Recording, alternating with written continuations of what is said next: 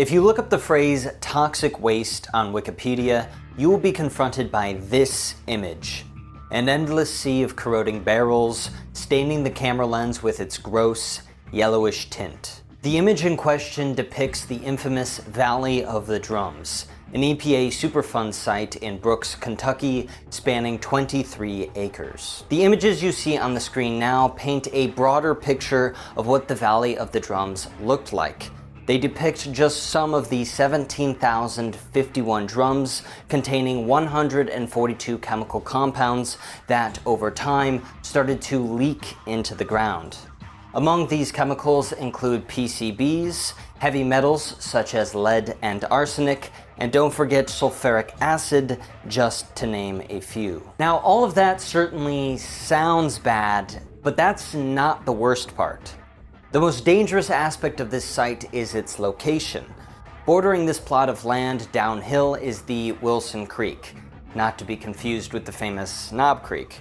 Wilson Creek runs off into the larger Ohio River, which meant that the waste runoff was endangering the drinking water of millions of people and destroying the habitat of untold numbers of wildlife. This video is the story of how one man managed to pollute Kentucky for 60 years and how he managed to escape punishment.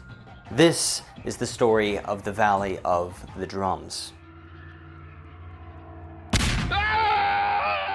The man responsible for this mess is named A.L. Taylor, who owned the 23-acre site.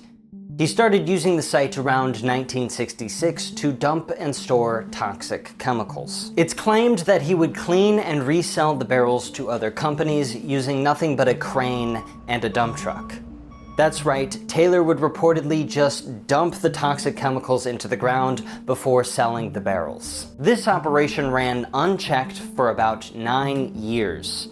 Officials didn't take proper action until 1975 when they learned of the Wilson Creek contamination, which is crazy considering that people knew about the toxic waste being there since November of 1967 when a fire broke out on some of the barrels and stayed lit for over 1 week. Upon investigation, the Kentucky Department of Natural Resources and Environmental Protection found that Taylor did not have any of the permits required to run a waste disposal business.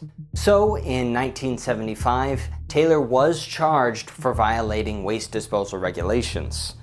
But as the title of this video gave away, Taylor faced none of these repercussions.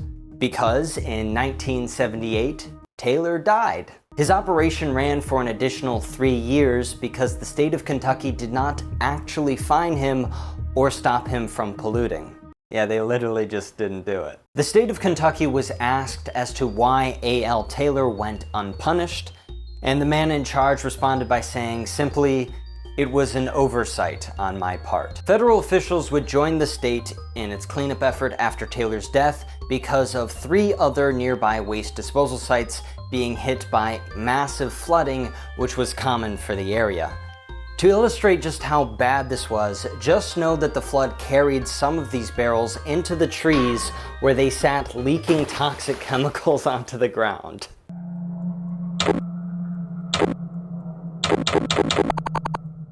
One of the first things that's done in a cleanup of an environmental hazard site is testing said site. And to give you an idea of just how bad the tests were, a water engineer who was sent to test Wilson Creek said, quote, "There is no need to run these samples as they are almost pure oil or paint." As a result, the EPA, which is basically the highest level of environmental authority in the United States, took over most of the cleanup duties in January of 1979. The state and federal agencies still worked together, but this was a job for the big leagues. The first thing the EPA did was secure any of the barrels on the site that were actively leaking. This was especially prudent considering some of the barrels were literally riddled with bullet holes.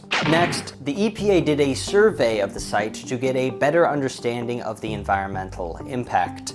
The final count ended up being 17,051 drums. over 11,000 of which were already emptied. It was during this survey that A.L. Taylor's customers were discovered, which included an all-star lineup of Kentucky companies: Ford, Ashland Chemical, Monsanto, Chevron, and DuPont, just to name a few. Most of these companies pled ignorance to the situation, and in their defense, there was most likely a mediator between these companies and Taylor. Nevertheless, some of these companies agreed to help with the cleanup operation, and by 1980, approximately 12,000 drums were removed. To help contain the environmental impact, the EPA also constructed interceptor trenches and a temporary treatment system.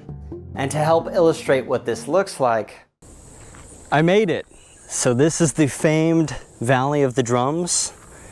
And to the EPA's credit, it looks like there are no drums here. It also looks like they dug kind of a trench with thick rocks and gravel surrounding the entire premises to ensure that any runoff from chemicals that may still be here does not pollute the rest of the land. Despite all of their efforts, the EPA realizes they need more resources. So in 1982, they proposed the site for the National Priority List. The National Priority List essentially makes a site eligible for long-term research and gives it access to the federal Superfund program. This came after additional funding was initially denied, as around 1979 the EPA was out of money nationwide for additional funding for anyone. Still, the cleanup persevered. By 1987, a security fence, a clay cap, and groundwater monitoring wells were all installed. In 1990, the EPA hands off responsibility for the site back to the state of Kentucky. And by 1996, the A.L. Taylor site is officially taken off the National Priority List, 17 whole years after the EPA got involved. If only that were the end of our story. The Valley of the Drums timeline technically does end in 1996 when the site is taken off the National Priority List. And when I set out to make this video, that was the story I intended to tell. But as you saw, I visited the Valley of the Drums site this year in 2025. And, well, I'll let this footage speak for itself. As I was entering the Valley of the Drums site, as you just saw, I came across remnants still here, still in the woods, more drums, still leaking, still polluting. Yet another one right there. Again, we are this close to the actual valley site.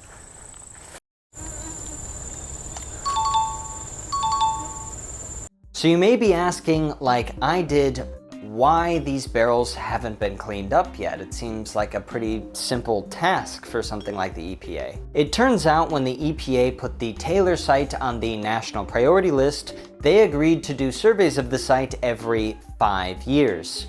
And in one of these surveys in 2008, they unearthed 4 dozen barrels still rusting in the Jefferson Memorial Forest. This prompted consideration of further cleanup efforts. Despite this, there have been 3 subsequent surveys, and yet I was still able to find those rusty barrels without even looking very hard. And look, I'm not the only person who discovered that this is a current health hazard happening around the site today. Here's what's going on. When A.L. Taylor was setting up his waste disposal scheme, he was actually in talks with Jefferson County to use parts of the Jefferson Memorial Forest, and Jefferson County agreed. The problem is that when Jefferson County agreed to lend out the land use to Mr. Taylor, they agreed to give him property that was actually private property owned by the Stober family.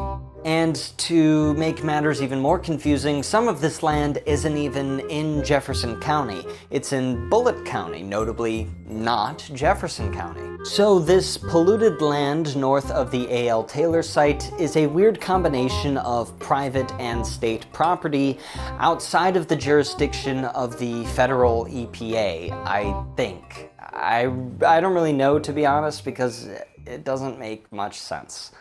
Speaking of land ownership, the thing that blows my mind the most is that A.L. Taylor did not even own the Taylor site until March 5th, 1976, a full 10 years after we know he started polluting it. Remember that the fire that lasted over a week occurred in November of 1966. When I read that for the first time, I blatantly did not believe it, so I did some digging and I went to the official clerk of Bullitt County's website.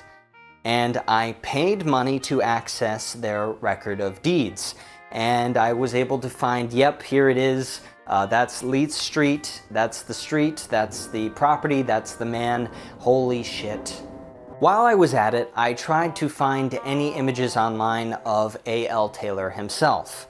But as even ChatGPT confirmed, there are no known images of A.L. Taylor, which I find ironic considering he is responsible for the most iconic image of toxic waste.